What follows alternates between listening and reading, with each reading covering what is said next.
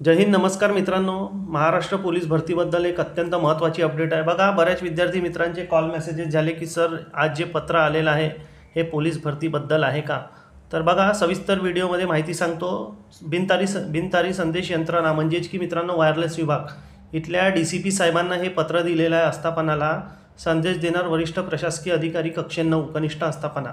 बघा, यामध्ये जे यांचे बिनतारी संदेश यंत्रणा जो विभाग आहे वायरलेस विभाग येथील सहाय्यक पोलीस आयुक्त म्हणजेच की ACP साहेब आणि वरिष्ठ पोलीस निरीक्षक संदेश घेणार यांनी हा संदेश यांनी घेतलेला आहे. बघा, यामध्ये दिला आहे आगरीपाडा, किडवाई मार्ग, वडाळा म्हणजे ज्यांचे जे वायरलेस विभाग आहे इथे हे माहिती मागवण्यात आलेली आहे.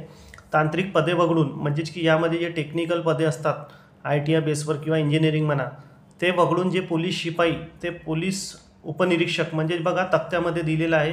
सर्वात आधी तर सांगतो हे पत्र जे आहे ना हे मित्रांनो खरं आहे. यामध्ये जावक क्रमांक दिलेला 78 आणि दिनांक आहे 9/1/25 म्हणजे आज 4 वाजतापर्यंत ही माहिती मागवण्यात आलेली होती. हे बघा, मिलिंद शाह जाधव प्रशासकीय अधिकारी कक्ष 9 कनिष्ठ आस्थापना पोलीस आयुक्त कार्यालय मुंबई.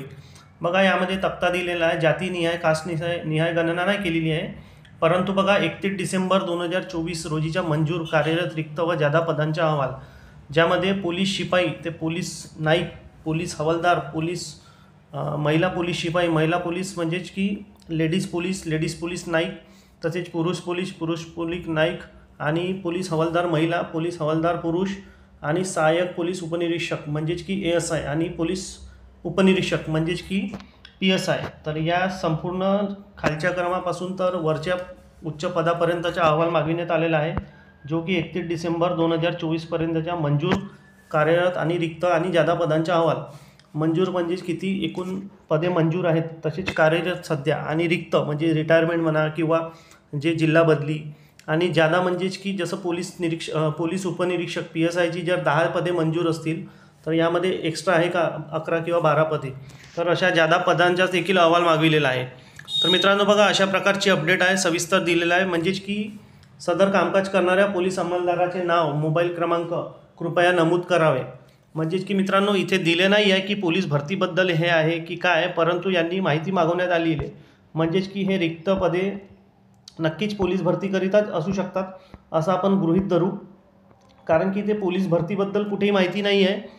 परंतु जर रिक्त पदांचा अहवाल मागविलेला असेल तर बघा, हे याच्यामध्ये जे शिपाई पद आहे इथपासून पोलीस क्रमाची सुरुवात होते. म्हणजेच की पोलीस शिपाई जे NPC बनतात किंवा हवालदार बनतात तर रिक्त पदे पोलीस शिपायाची मोजल्या जातात. तर मित्रांनो अशा प्रकारची अपडेट आहे. नक्कीच तुम्हाला व्हिडिओ आवडला असेल म्हणजेच समजला असेल तर बिनतारी संदेश यंत्रणा म्हणजेच वायरलेस विभाग करता हे स्पेशल पत्र आहे.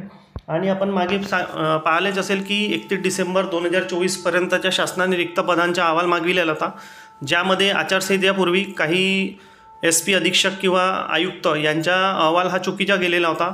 यामुळे यांनी परत काही घटकांना अहवाल मागविलेला आहे, ज्यामध्ये वायरलेस विभाग आहे.